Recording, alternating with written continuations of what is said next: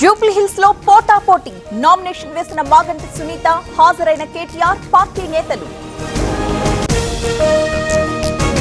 Jubilee hills BJP అభ్యర్థిగా దీపక్ రెడ్డి అధికారికంగా ప్రకటించిన అధిష్టానం. ప్రచారంలో స్పీడ్ పెంచనున్న కాషాయ దళం.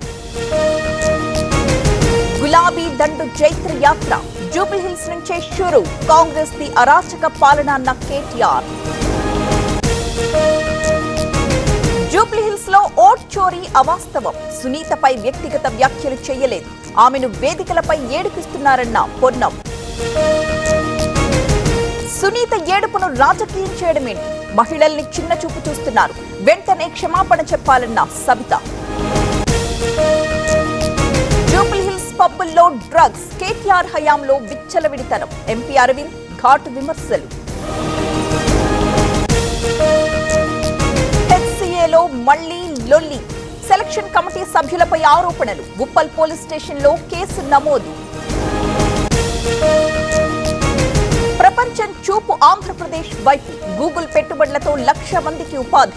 రాష్ట్ర అభివృద్ధి లక్ష్యమన్న మంత్రి లోకేష్. వచ్చే ఎన్నికల్లో పోటీకి దూరం. ఎంపీ మాగుంట శ్రీనివాసులు రెడ్డి ప్రకటన. కుమారుణ్ణి బరిలో దించుతానని వెల్లడి. పోషణ మరచిన కొడుకు. భూమిని ప్రభుత్వానికి దానమిచ్చిన తండ్రి. హనుమకొండ జిల్లా ఎల్కతుర్తిలో ఘటన. దీపావళి ముంగిట స్వీట్ల వ్యాపారం. ఫుడ్ సేఫ్టీ అధికారుల తనిఖీలు. నిర్మల్లో తయారీ కేంద్రం సీజ్.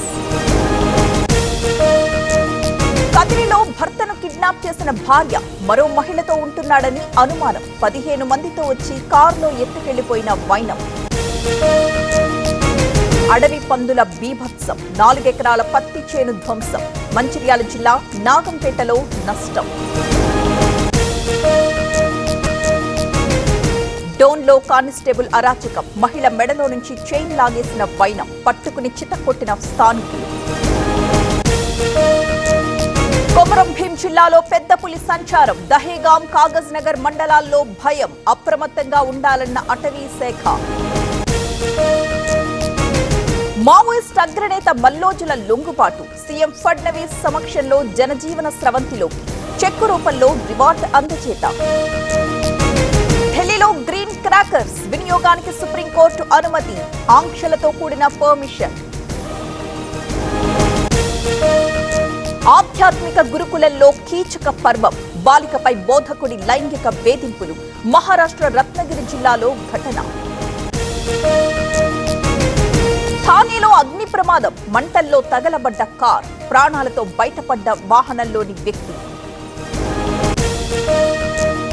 ఢిల్లీలో మళ్లీ దడ.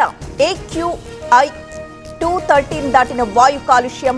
మరోసారి ఆంక్షల విధింపు.